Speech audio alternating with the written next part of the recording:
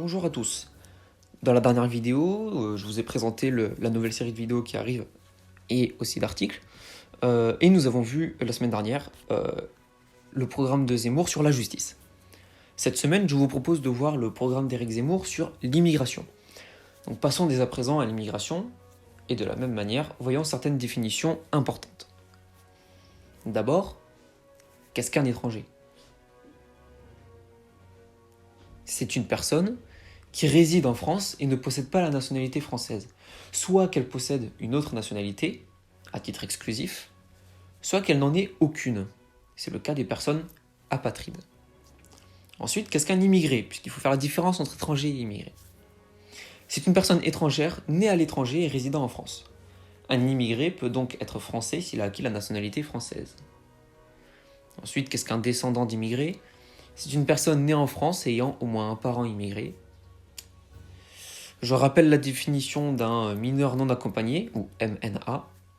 Donc c'est un mineur isolé étranger qui n'est sous la responsabilité légale d'aucune personne majeure sur le territoire français. Et enfin, qu'est-ce qu'un clandestin ? C'est un étranger résidant de manière illégale en France. Maintenant que nous avons défini certains termes, passons aux propositions d'Éric Zemmour. On peut déjà commencer à comprendre les propositions d'Éric Zemmour rien qu'avec son constat sur la justice, qui est donc en lien avec l'immigration, on l'a vu. Si vous ne comprenez pas, allez voir la vidéo de la semaine dernière. Dans une première partie, Éric Zemmour veut réussir à stopper les flux migratoires évidemment. Pour cela, il veut commencer par mettre fin au regroupement familial qui amène un très grand nombre d'immigrés en France. Ensuite, il veut limiter le droit d'asile à une poignée d'individus par an pour limiter la population venant sur le territoire français et gérer ce flux limité. Puis, il veut rendre obligatoire le dépôt des demandes d'asile à l'étranger dans nos consulats pour éviter que les demandes se fassent directement sur le sol français et qu'on accumule un flux trop important et incontrôlé, comme aujourd'hui. Enfin, il souhaite mieux sélectionner les étudiants étrangers afin que le nombre ne soit pas trop important et que ce soit plus les élites, entre guillemets, étrangères qui viennent étudier dans notre pays, en tout cas les futures élites qui viennent dans nos pays. Dans une deuxième partie, Éric Zemmour cherche à mettre fin aux pompes aspirantes. Cela signifie supprimer le droit du sol, qui permettrait de limiter le nombre d'étrangers qui deviendraient français par intérêt. Puis, pour la même raison, durcir drastiquement les conditions de naturalisation et supprimer les aides sociales aux étrangers extra-européens. Dans cette continuité, il veut supprimer l'aide médicale de l'État et interdire la régulation de tout étranger entré illégalement sur le territoire français. Enfin, dans sa troisième partie, Éric Zemmour veut renvoyer tous les étrangers indésirables. En commençant par renvoyer tous les étrangers clandestins présents sur notre sol et expulser les délinquants et criminels étrangers, qui rejoint une mesure que l'on a vue dans la justice la semaine dernière. Ensuite, il veut déchoir de la nationalité française et expulser tous les criminels binationaux, ainsi que les délinquants binationaux qui récidivent. Enfin, il veut renvoyer les étrangers venus travailler au terme d'une période sans emploi de 6 mois. D'abord, l'immigration et le nombre d'étrangers est très élevé en France. On va passer donc au constat ici. En effet, on a 5,1 millions d'étrangers en France en 2020, soit 7,6% de la population. Alors qu'en 1921, ils étaient 1,5 million, soit 3,9% de la population française. Donc, une proportion qui a à peu près doublé. De plus, en 2020, on compte 6,8 millions d'immigrés en France, soit 10,2% de la population française, alors qu'en 1921, encore une fois, ils étaient 1,4 million, soit 3,7% de la population française. On est sur des taux records en France, des records qui sont historiques, mais de la même manière qu'on a posé pour la justice, d'où viennent-ils ? Ces derniers viennent en grande partie du Maroc, de l'Algérie et de la Tunisie, puisque c'est à eux en tout cas que l'on distribue le plus de titres de séjour. Et on estime qu'en 2019, 350 000 étrangers sont entrés sur le territoire français, soit plus que la population de Nice tout de même. Ensuite, on estime que seulement 14% des titres de séjour sont attribués pour le travail. Le reste est pour en grande partie des motifs étudiants, d'où la proposition de sélection des étudiants. Familial, d'où la suppression du regroupement familial. humanitaires et divers. Ces derniers viennent principalement d'Afrique, puisque 41% des titres de séjour sont attribués le sont à des Africains. Le reste, pour le reste du monde, soit 59% entre l'Europe, l'Amérique, l'Asie et l'Océanie tout de même.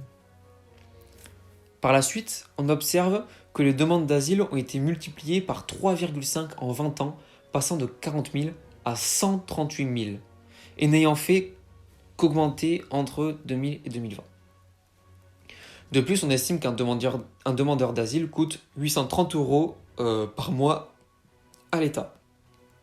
Et donc, que tous les demandeurs d'asile coûtent près de 1,3 milliard d'euros à l'État par an. Ensuite, la majorité des étrangers acquérant la nationalité française sont d'origine africaine, puisqu'ils représentent plus de 50%, alors que le reste du monde se situe entre 46 et 39% de 2004 à 2019. De plus, on voit que 87% des étrangers qui ont une obligation de quitter le territoire ne la respectent pas, et seuls 13% la respectent ou sont renvoyés. Ensuite, on le sait, en France, on a un problème de natalité depuis quelques années. La population se vieillit. Et seulement, on remarque que la population étrangère représente 10% de la population totale. Seulement, elle engendre 30% des naissances totales. De plus, les femmes nées en France font en moyenne 1,9 entre guillemets enfants, parce qu'on ne coupe pas des enfants en morceaux, alors que les femmes immigrées du Maghreb en font 3,6 en moyenne, les femmes immigrées de Turquie 3,1 et les femmes immigrées de l'Afrique subsaharienne 2,9. On observe ensuite que les étrangers sont souvent assistés. En effet, parmi les étrangers extra-européens venus travailler, 55% sont inactifs, alors que c'est 35% pour les Français et 34% pour les étrangers intra-européens. Donc on voit bien que finalement c'est un peu de l'hypocrisie venant des étrangers extra-européens. Ils viennent pour travailler et finalement 55% sont inactifs, plus de 50%, donc plus de la moitié, plus d'1 sur 2.